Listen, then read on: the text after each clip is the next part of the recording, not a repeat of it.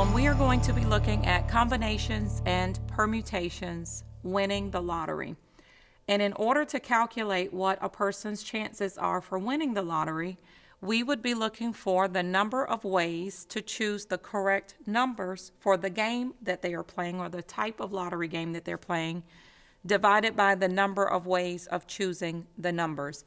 And in this particular application, you are looking at the Powerball, and I'll just add this information here.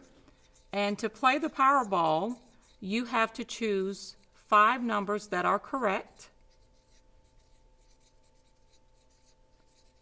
And those 5 numbers have to be between the digits of 1 to 69. And then you have to choose the actual Powerball number. And those digits are 1 to 26. So again, if you're playing this particular lottery game, you're choosing 5 numbers. To win the game, you would be picking 5 numbers from this available list of digits that are correct. And now it doesn't matter the order, thankfully. I've never won the lottery, but from listening to interviews from people who have, they are very excited that their numbers didn't have to be in that specific order. You just need the correct 5 numbers. And then the additional number that you choose, you have to pick a number between 1 to 26. So in this formula of probability, and I mentioned we've done another example, or it should be a link in this same content area of regular simple probability. We want to figure out the number of ways that I can choose that correct number out of the number of ways of choosing the number. And to win, I want the number of ways of choosing that correct number to only be 1, because ideally, if you win the lottery, you want to be the only winner. So in order to find this probability, the gist of this whole entire application and this part of this problem is we need to figure out this number in the denominator. Because in the numerator, we know we want the number 1, but we have to find how many ways are there for me to choose the correct combination of these 5 numbers and then that Powerball number. And to do that, we use combinations. And the symbols for combination are this capital C and a subscript of N and then a subscript of K. And I would call this NCK. And N is the number of items available to be chosen from, and K is the number of items chosen. So from what I've explained to you about how to play this game, we could define our N as 69, because from 1 to 69, that's 69 different numbers that I could choose. So the number of items available to choose from is 69, and K is going to be the number of items chosen, and that's where we would only choose 5. So N is 69 and K is 5. So we would be looking for 69, and then write your capital C, and 5. And actually, let me back up a step. Before I plug in the values that we're going to use, let me give you the full formula.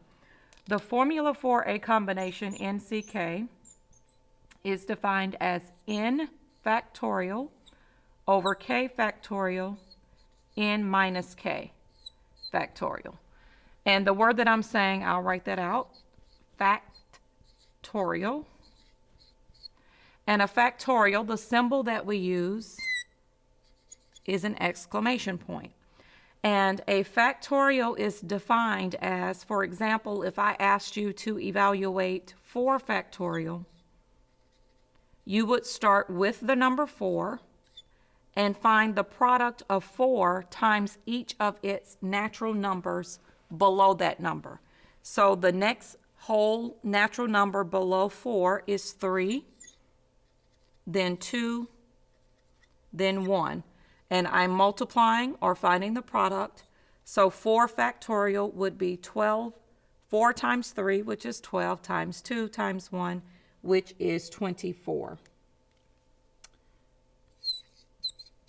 So we're going to use this same process of plugging in our values for n and k into this formula to determine the number of ways of choosing the numbers, which is the number that will go in our denominator to overall help us be able to figure out the probability of winning. So I'm going to clean my board a little bit, and then we'll get ready to set up the problem. All right, so let's set up our formula for NCK. We are going to have 69 and 5. And again, in our formula, that is n factorial, and so that would be 69 factorial divided by 5 factorial and 69 minus 5 in parentheses factorial. So I would simplify in my next step. And 69 minus 5 is 64 factorial.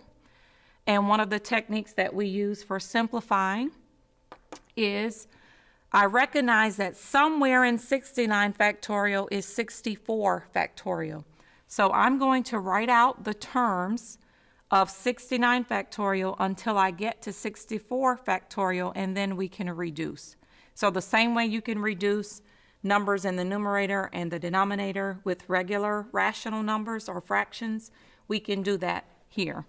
So we would have 69 times 68 times 67 times 66 times 65 times 64, and don't forget, put your exclamation point because we're stopping at 64 factorial. So 98765 all over 5 factorial, 64 factorial.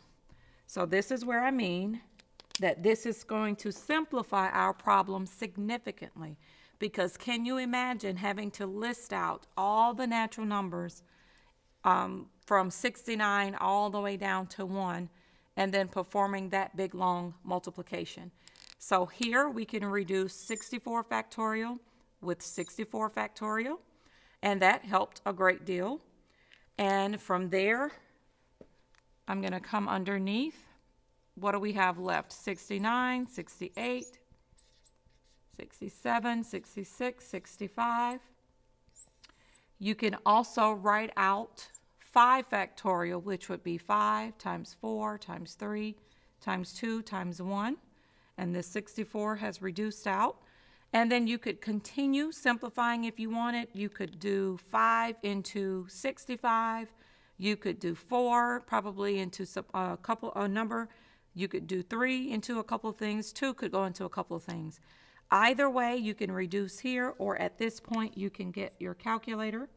And I'm going to grab mine and figure out what these numbers are. So 69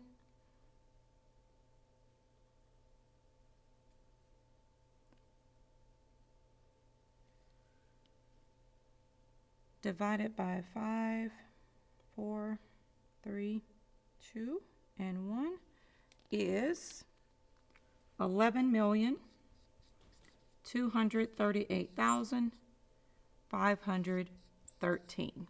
So that is how many different ways you could come up with combinations of 5 numbers if given the choice of the digits 1 to 69.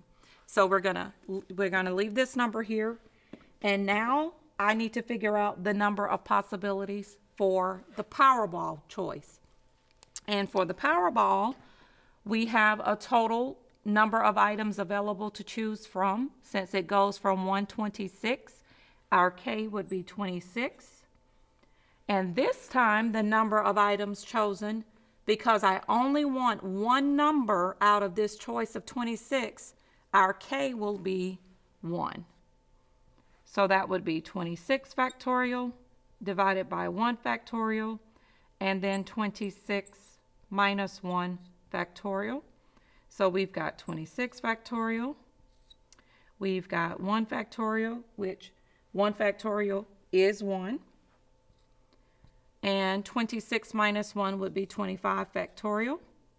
So we can write 26 start writing its factors or those natural numbers until we get to 25 factorial. So that would be 26 times 25, and we can stop there. And we know that we have this in the denominator. And the 25 factorial is going to reduce with the 25 factorial in the denominator. So we're left with 26 over 1. So that would reduce to 26. So now I need to take these two numbers and multiply them. And when we do that, let me just write it out. So we'll multiply these two. And we get 292,201,338. And this number represents the total number of ways that you can choose the correct 5 numbers and Powerball number in order to find the probability. So now let's finally answer the question. And the question was, what is the probability of winning the Powerball?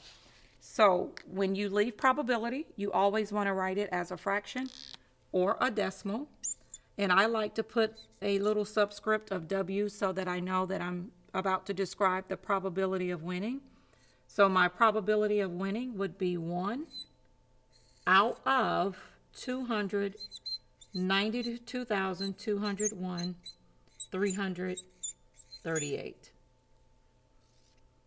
And that is how you find the probability.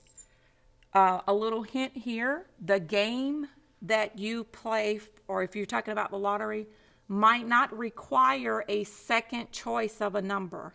So for example, if this game for the lottery only required picking 5 numbers, then we would have stopped at the 11 million and that would have been my denominator. But because in this game you pick 5 numbers plus that additional Powerball, we had to find both combinations, multiply them together to get to the 292 million plus. So again, if this second number is not required, then you would just have stopped the problem here at the 11 million. So let me know if you have any questions.